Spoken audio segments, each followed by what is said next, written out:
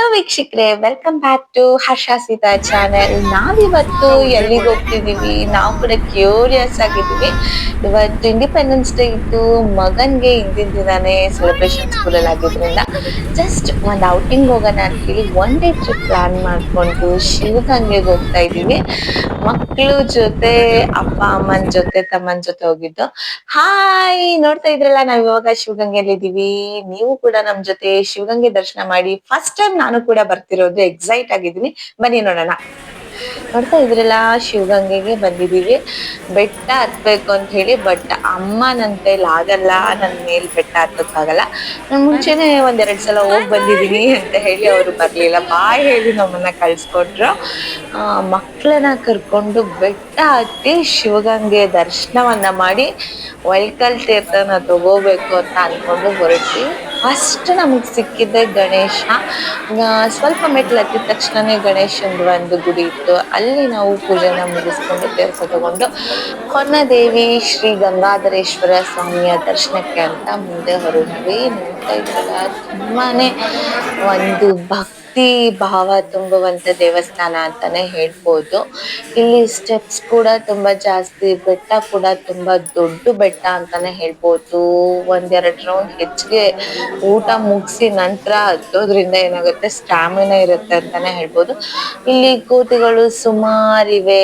ಯಾರು ಬಾದ್ರೂ water bottle ತಂದಿದ್ರೆ ಅಥವಾ ಏನಾದ್ರೂ ಊಟ ಇದ್ರೆ ತಗೊಂಡ್ ತಿನ್ಬೇಕು ಅಂತ ಕಾಯ್ತಾ ಇರ್ತಾರೆ. ತುಂಬಾ ಜನ ಇಲ್ಲಿ ಟ್ರೆಕ್ಕಿಂಗ್ ಗೆ ಫ್ರೆಂಡ್ಸ್ ಅಂತ ಇರ್ಬೋದು, ಒನ್ ಡೇ ಟ್ರಿಪ್ ಅಂತ ಹೇಳಿ ಪ್ಲಾನ್ ಮಾಡ್ಕೊಂಡ್ ಬಂದಿರ್ತಾರೆ. ಕೆಲವರು ಶೂಸ್ ಹಾಕೊಂಡ್ ಕೂಡ ಬೆಟ್ಟನ ಹತ್ತುತ್ತಾ ಇದ್ರು, ಅದನ್ನ ನಾನ್ ಕೂಡ ಗಮನಿಸ್ದೆ. ಅದಾದ್ಮೇಲೆ ನಾವಿಲ್ಲಿ ನೋಡ್ತಾ ಇದ್ದೀರಲ್ಲ, ಹೊನ್ನದೇವಿ ದೇವಸ್ಥಾನ. ಇದು ದೇವಸ್ಥಾನದ ಒಳಗಡೆ ಕ್ಯಾಮ್ರಾ ಅಲೋ ಇಲ್ಲ ಅಂತ ಹೇಳಿದ್ರು, ಹಾಗಾಗಿ ಹೊರಗಡೆ ನಿಮ್ಗೆ ನೋಡ್ತಾ ಇದ್ದೀರಲ್ಲ, ತುಂಬಾ ಜನ ಬಂದಿದ್ರು. ತಾಯಿಯ ದರ್ಶನವನ್ನ ನಾವು ಮಾಡಿದ್ವಿ. ನೆಕ್ಸ್ಟ್ ಶಿವನ ದರ್ಶನವನ್ನ ನಾವಿಲ್ಲಿ ಮಾಡೋದಿಕ್ಕೆ ಅಂತೇಳಿ ಶಿವನ ಗುಡಿಗೆ ಬರ್ತಿದೀವಿ. ಇದು ಬ್ಯಾಕ್ ಸೈಡ್ ಏನಿದೆ ಆ ಡೋರು, ಫ್ರಂಟ್ ಸೈಡ್ ಬೇರೆ ಕಡೆ ಇದೆ. ಇಲ್ಲಿ ತುಂಬಾ ಜನ ರಶ್ ಇದ್ರು ಇವತ್ತು ಅಂತ ಹೇಳ್ಬೋದು. ಹಾಗೇನೆ ಇಲ್ಲಿ ಮಣ್ಣಿನ ದೀಪವನ್ನ ಶಿವನಿಗೆ ಹಚ್ಚುವಂತವ್ರು ಸುಮಾರಿದ್ದಾರೆ, ಹಾಗಾಗಿ ಇಲ್ಲೇನೆ ಕೂಡ ಅದನ್ನು ಇಟ್ಕೊಂಡಿದ್ದಾರೆ ಸ್ಟಾಲ್ ಅಂತ ಹೇಳ್ಬೋದು. ಶಿವನ ದರ್ಶನವನ್ನ ನೀವು ನೋಡ್ತಾ ಇದ್ದೀರಲ್ಲ, ಇಲ್ಲಿ ಹುಂಡಿ ಇದೆ ಪ್ರತ್ಯೇಕವಾಗಿ, ಹಾಗೆ ನಂದಿ ಕೂಡ ಇಲ್ಲಿ ಇದೆ.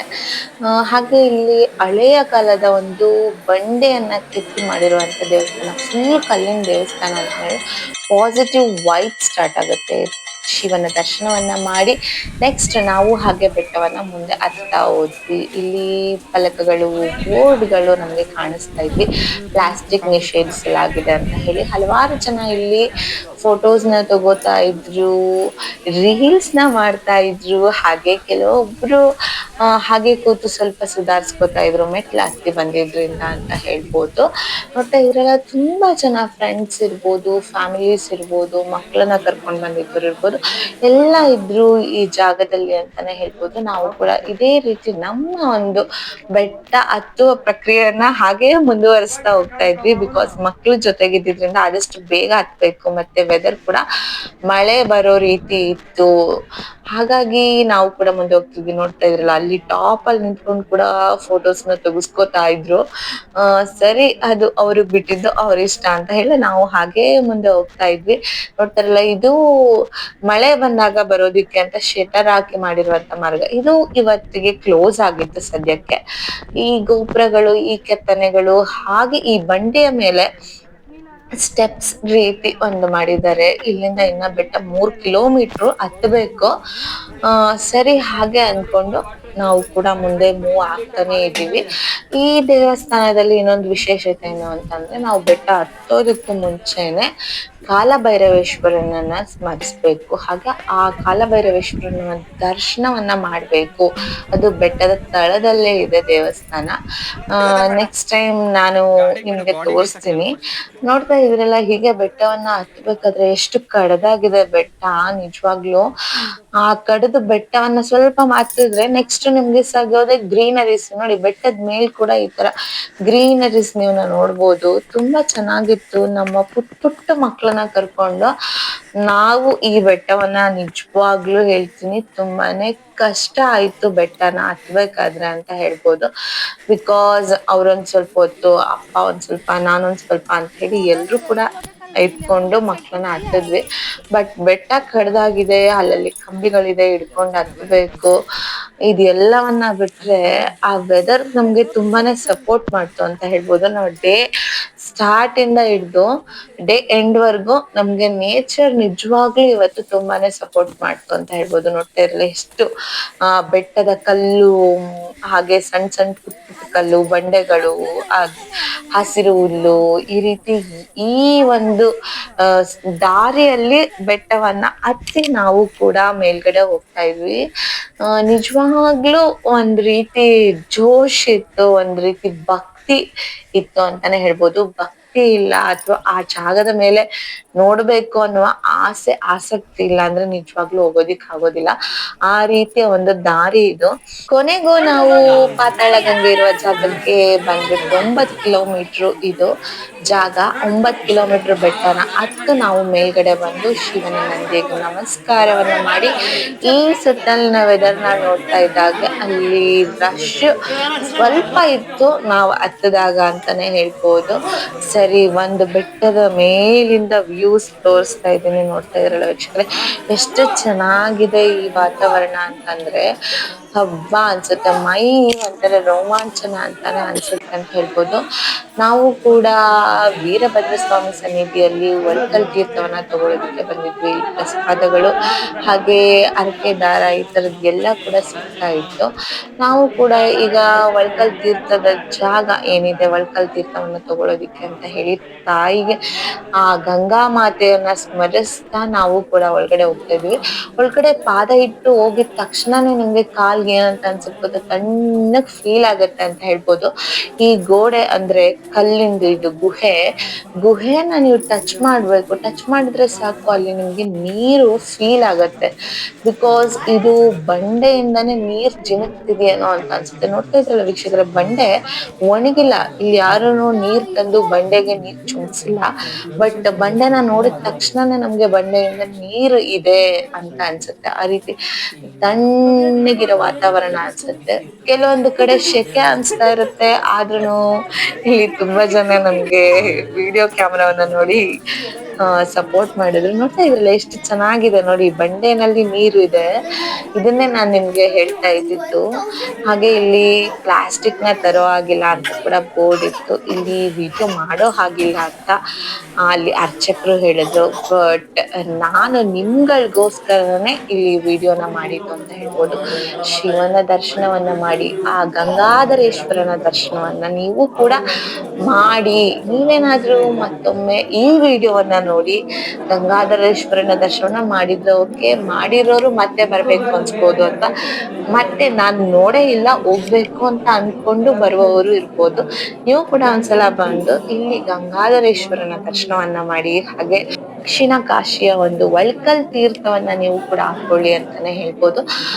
ತುಂಬಾ ಜನ ಅಂತಂದ್ರೆ ನಮ್ಮ ಅಜ್ಜಿ ಅಂದ್ರು ಹೇಳ್ತಿರ್ತಾರೆ, ಪುಣ್ಯ ಮಾಡಿದ್ರೆ ಮಾತ್ರ ಇಲ್ಲಿ ಒಳ್ಕಲ್ ತೀರ್ಥ ನಿಮ್ಗೆ ಸಿಗುತ್ತೆ, ಇಲ್ಲ ಅಂದ್ರೆ ಇಲ್ಲ ಅಂತ. ಅದು ಎಷ್ಟು ಸತ್ಯ ಎಷ್ಟು ಸುಳ್ಳು ಅದು ನನಗ್ ಗೊತ್ತಿಲ್ಲ.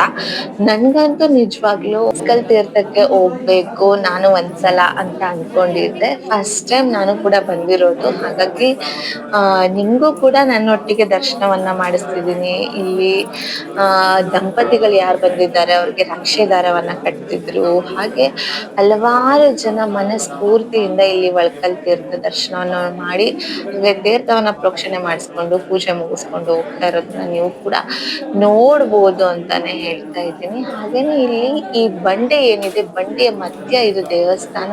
ಈ ದೇವಸ್ಥಾನದಲ್ಲಿ ಮಧ್ಯೆ ಇಲ್ಲಿ ಮತ್ತೆ ಶಿವನ ಲಿಂಗವನ್ನ ನೀವು ಇಲ್ಲಿ ನೋಡ್ಬೋದು. ಹಾಗೆ ಕಾಲಭೈರವೇಶ್ವರ ದರ್ಶನವನ್ನ ನೀವು ಕೂಡ ಇಲ್ಲಿ ಮಾಡ್ತಾ ಇದ್ದೀರಿ, ಕ್ಷೇತ್ರ ದೇವತೆಯ ದರ್ಶನ. ಹಾಗೆ ನೀವು ಈ ಬಂಡೆಯಿಂದ ಒಳ್ಕಲ್ ತೀರ್ಥ ಅಂದ್ರೆ ಈ ದೇವಸ್ಥಾನದ ಗರ್ಭಗುಡಿ ಏನಿದೆ, ಗರ್ಭಗುಡಿ ಹಿಂಭಾಗದಲ್ಲಿ ಒಳ್ಕಲ್ ತೀರ್ಥ ಇದೆ. ನೋಡ್ತಾ ಇರ್ಬೋದು ನೀವು ಇಲ್ಲಿ ನೆಲ ಕೂಡ ಎಷ್ಟು ತಣ್ಣಗಿದೆ, ಹಾಗೆ ನೀರು ಹೇಗಿದೆ ಅಂತ ಹೇಳಿ. ನೀರು ಒಂಥರ ಅಲ್ಲೇ ಚಿಮ್ತಿದೆಯೇನೋ ಅನ್ನೋ ರೀತಿ ಇದೆ. ಹಾಗೆ ಒಳ್ಕಲ್ ತೀರ್ಥ ನೋಡ್ತಿದ್ದೀರಲ್ಲ, ನಮ್ಮ ಮನೆಯ ಒಳ್ಕಲ್ ಹೇಗಿರುತ್ತೋ ಹಾಗೆ ಅನ್ಸುತ್ತೆ ಔಟ್ಲುಕ್ ನೋಡಿದ್ರೆ. ಬಟ್ ಒಳಗಡೆ ಹೇಗಿರುತ್ತೆ, ಅದ್ದಿರುವ ಅಂಡೆ ರೀತಿ ಇದೆ. ಅದ್ರ ಮಧ್ಯದಲ್ಲಿ ನೀರು ಕೂಡ ನನಗೂ ಇತ್ತು.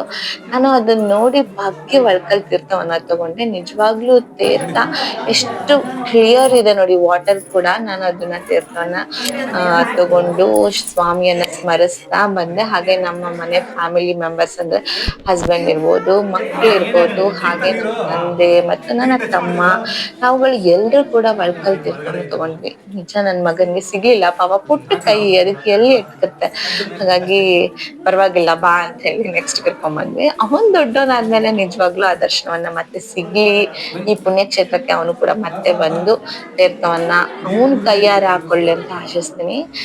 ನಾವೆಲ್ಲ ಒಳ್ಕಲ್ ತೀರ್ಥದಲ್ಲಿ ತೀರ್ಥವನ್ನ ತಗೊಂಡು ಖುಷಿಯಾಗಿ ಮನಸ್ಫೂರ್ತಿಯಾಗಿ ನಗ್ತಾ ಆ ಸ್ವಾಮಿಯ ಒಂದು ದರ್ಶನ ಇರ್ಬೋದು, ಪುಣ್ಯ ಫಲ ನಮಗ್ ಸಿಕ್ತು ಅಂತ ಅನ್ಕೊಂಡು ಮುಂದೆ ಬರ್ತಾ ಇದ್ವಿ. ನೋಡ್ತಾ ಇದ್ರಲ್ಲ ಇಲ್ಲಿ ಗುಹೆ ಹೇಗಿದೆ ಅಂದ್ರೆ, ನಾವು ಅಲ್ಲಿ ಕರೆಕ್ಟ್ ಆಗಿ ನಡ್ಕೊಂಡ್ ಬರೋದಿಕ್ ಆಗೋದಿಲ್ಲ, ಬೆಂಡಾಗೆ ಬರ್ಬೇಕು, ಬಗ್ಗಿ ಬರ್ಬೇಕು. ಮಧ್ಯದಲ್ಲಿ ಈ ಕಡೆ ಸೈಡ್ಗೆ ಅಂದ್ರೆ ರೈಟ್ ಸೈಡ್ಗೆ ಅಲ್ಲಿ ಗುಳಿ ಕೂಡ ಇದೆ. ಅಲ್ಲಿ ಕಾಲಿಟ್ರೆ ಸ್ವಲ್ಪ ಕಷ್ಟ, ಹೆಡವಿ ಬೀಳೋದು ಸಾಧ್ಯತೆ ಜಾಸ್ತಿ. ನೆಕ್ಸ್ಟ್ ಗಣೇಶನ ಒಂದು ವಿಗ್ರಹ ಅಂದ್ರೆ ಗಣೇಶ ದೇವರಿದ್ರು, ಅವ್ರಿಗೂ ಕೂಡ ಸ್ಮರಿಸ್ತಾ ನಮಸ್ಕಾರ ಮಾಡಿ ಇಲ್ಲಿ ದ್ರಾಕ್ಷಿ ದಾರವನ್ನ ಕಟ್ಟಿಸ್ಕೊಂಡು ನಾವು ಸ್ವಾಮಿಯ ದರ್ಶನವನ್ನ ಮಾಡಿ ಇದಾದ್ಮೇಲೆ ಬೆಟ್ಟವನ್ನ ಇಳಿತಾ ಬಂದ್ವಿ. ನೋಡ್ತಿದ್ರಲ್ಲ ಔಟ್ಸೈಡ್ ತುಂಬಾನೇ ಚೆನ್ನಾಗಿತ್ತು ವೆದರು, ಹಾಗೇನೆ ಬೆಟ್ಟ ಇವೆಲ್ಲವನ್ನ ನೋಡ್ತಾ ಇದ್ರೆ ಒನ್ ಡೇ ಟ್ರಿಪ್ಗೆ ಮಾಡ್ಸಿದಂತ ಜಾಗ ಅಂತ ಹೇಳ್ಬೋದು. ಹಾಗೆ ಭಕ್ತಿ ಪೂರ್ವಕವಾಗಿ ಇರುವಂತ ಜಾಗ ದಕ್ಷಿಣ ಕಾಶಿ. ನೀವು ಕೂಡ ಇಲ್ಲಿಗೆ ಬನ್ನಿ ನೋಡಿ. ಕಲ್ಯಾಣಿಯ ನೀರು ಕೂಡ ಶುದ್ಧವಾಗಿತ್ತು, ಹಸಿರಾಗಿತ್ತು, ಅದ್ರೊಳಗಡೆ ಮೀನುಗಳು ಇತ್ತು ಅಂತಾನೆ ಹೇಳ್ಬೋದು. ನಾವು ಅಲ್ಲಿಗೂ ಹೋಗಿ ಆಟ ಆಡಿ ಬಂದ್ವಿ. ನಾನು ನನ್ ಮಗ ಇಬ್ರು ಕಡ್ಲೆ ತಿಂತ ಬೆಟ್ಟನ ಇಳ್ಕೊಂಡ್ ಬಂದ್ವಿ. ಹಾಗೆ ಇದನ್ನ ನಾವ್ ಒಂದ್ ಸೈಡ್ ಮಾಡಿದ್ರೆ, ಇನ್ನೊಂದ್ ಸೈಡ್ ನನ್ ಹಸ್ಬೆಂಡ್ ಮತ್ತೆ ದೊಡ್ಡ ಮಗ ಇಬ್ರು ಸೇರ್ಕೊಂಡು ಆಟ ಆಡ್ತಾ ಅವನ್ಗೆ ಒಂದು ಕಾಲ್ ನೋವು ಬರ್ದೇ ಇರೋ ರೀತಿ ಅದನ್ನ ಎಷ್ಟು ಚೆನ್ನಾಗಿ ನನ್ ಹಸ್ಬೆಂಡ್ ಹ್ಯಾಂಡ್ಲ್ ಮಾಡ್ಕೊಟ್ರೆ ಅಂದ್ರೆ ನಂಗೆ ಅವ್ರ ಮೇಲೆ ತುಂಬಾನೇ ಖುಷಿ ಆಯ್ತು. ಎಷ್ಟ್ ಚೆನ್ನಾಗಿ ಹ್ಯಾಂಡ್ಲ್ ಮಾಡಿದ್ರು, ಅವನ್ ಜೊತೆ ಆಟ ಆಡ್ಸ್ಕೊಂಡು ಬೆಟ್ಟವನ್ನ ಹತ್ಸಿ ಅವನ್ ಕೈಲೇ ಇಳ್ಸಿದ್ರು. ಅದು ಒಂದ್ ಕಡೆ ಆದ್ರೆ, ಈ ದೊಡ್ಡ ರಾಕ್ನ ಕೆಲವರು ತಳ್ಬೇಕು ಅನ್ನೋ ತರ ಪೋಸ್ ಕೊಡ್ತಾ ಇದ್ರು, ಫೋಟೋಸ್ ತೆಗೆಸ್ಕೊತಾ ಇದ್ರು. ಇದೆಲ್ಲದರೊಟ್ಟಿಗೆ ನಾವು ಕೂಡ ಶಿವಗಂಗೆನ ಒಂದು ದರ್ಶನವನ್ನ ಮಾಡಿ ಖುಷಿಯಾಗಿ ಈ ದೊಡ್ಡ ನಂದಿ ವಿಗ್ರಹ, ನೀವು ಕೂಡ ನೋಡ್ಲೇಬೇಕಾದಂತ ವಿಗ್ರಹ ಇದು.